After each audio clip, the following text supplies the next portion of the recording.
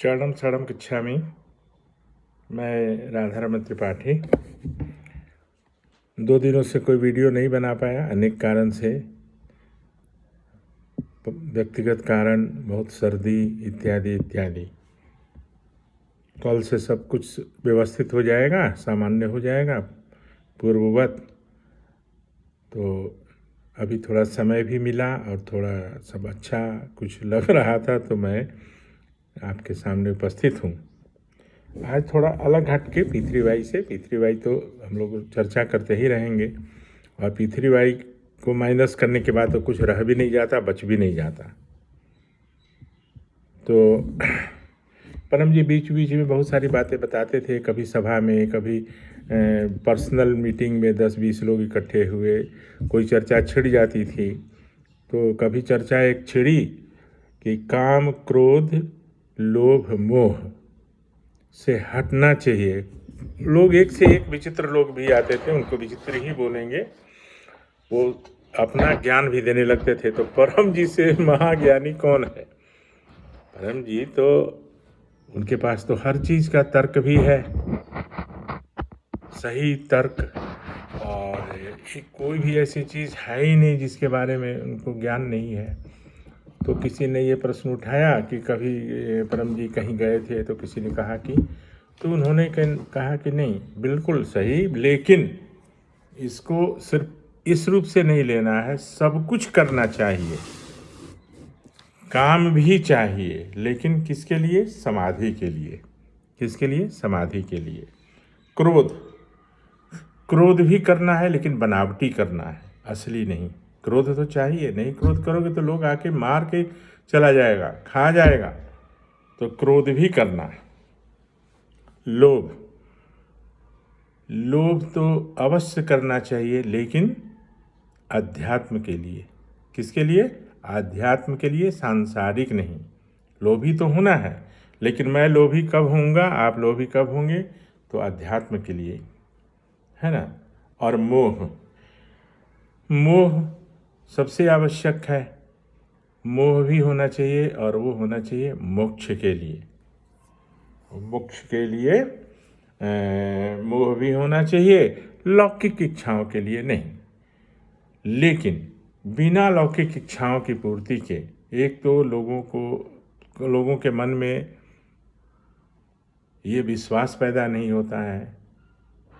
और किसी को भी अगर हम डायरेक्ट बोलेंगे कि अध्यात्म के लिए आप पी3वाई करो, तो 1% भी नहीं, 0.1%, मैंने 1000 में एक व्यक्ति सामने आता है। क्योंकि सबको कुछ न कुछ चाहिए, सबके मन में कुछ न कुछ इच्छाएं होती है। और वो जो स्टेज है जो अध्यात्म के लिए, तो उसके लिए पहले हमारा पेट भरा हो, हमारे परिवार में सब सुख शांति हो, तभी अध्यात्म में भी मन लगेगा। तो मुंबई में जब प्रोग्राम था परम जी का, मैं नहीं ऑर्गेनाइज करवाया था, बड़े अधिकारी भी थे। उनकी माता जी ने परम जी से कहा कि परम जी मुझे मोक्ष चाहिए। मुझे याद आया अभी, और बहुत अच्छी बात बताई परम जी ने। तो बोले कि माँ, मोक्ष जो है ना, आध्यात्म का अरब पति है। माने जैसे लौकिक में कोई बहुत पैसे वाला हो तो अरबपति को माना जाता है कि बहुत पैसे वाला है, खरबपति को माने कई अरबों के मालिक को। उसी तरह से मोक्ष के लिए अध्यात्म का अरबपति होना चाहिए। अध्यात्म का आपका लेवल ऐसा हो कि उसमें आप अरबपति हों, तब आपको मोक्ष मिलेगा। वो उसी में उदाहरण भी दिए थे, पहले भी मैं बताया हूँ कि मंदिर के रास्ते में भगदड़ में मर गया, या मंदिर के प्रांगण में यानी प्रेमाइसेज में, तो लोग बोलते हैं कि अरे मंदिर में मर गया, इसको तो मोक्ष मिल गया। लेकिन ऐसा नहीं है, ऐसा परम जी ने बताया, और वही मैं आपके सामने रिपीट कर रहा हूँ। एक और कहानी बताई, वो सांप वाली। ऐसे वो सांप वाली कहानी बहुत प्रचलित है, लेकिन क्रोध पर जब बात आई तो परम जी ने वो रिपीट कर दिया कि वो सांप को एक साधु ने मना कर दिया। गांव वाले गए साधु जी के पास कि भाई ये सांप बहुत काटता है, और काट के बहुत आदमी मर जाते हैं। तो उसको मना कर दिया कि भाई मत काटो, काहे काट रहे हो, गांव में इनके रहते हो। तो काटना छोड़ दिया। साल भर के बाद फिर साधु जी गुजर रहे थे, तो सोचे कि ज़रा देख लें उसकी हालत, तो वो तो मरने मरने जैसा हो गया। बोला कि साधु जी आपने क्या हमको बता दिया, काटना छोड़ दिए? तो काटना छोड़ दिए, तो अब देख लीजिए मेरी हालत, जो आता है वही मुझे एक पत्थर मार के चला जाता है। तो साधु जी ने उनको कहा कि भैया मैंने काटना तुमको मना किया था, काटने के लिए, फुफकारने के लिए तो नहीं किया था, यानी बनावटी क्रोध करते। समझ में आई बात उसको। फिर आया पत्थर मारने गांव वाला, वो एक बार फुफकार किया, भाग चला। तो वही है कि किस चीज़ को हम लोग किस तरह से लेते हैं और उसकी व्याख्या कैसे हो रही है, कौन कर रहे हैं। तो कुछ कम जानकारी के चलते हम लोग थोड़ा भ्रमित हो जाते हैं।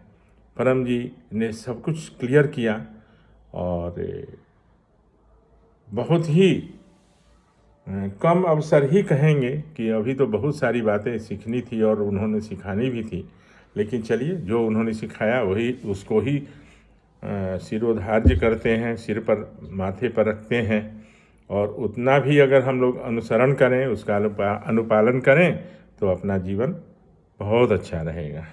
तो अभी के इस वीडियो में बस इतना ही। कोशिश करता हूँ कि और कुछ आपके सामने लाऊं।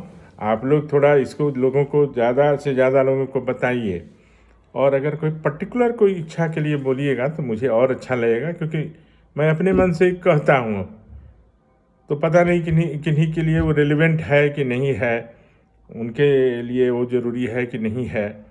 तो फिर भी मैं अपना काम करता रहूँगा और आपसे निवेदन करूँगा कि आप इसको ज़्यादा से ज़्यादा लोगों को बताएं। आपका दिन शुभ रहे। परम जी से ऐसा निवेदन। अभी चरणम शरणम गच्छामि।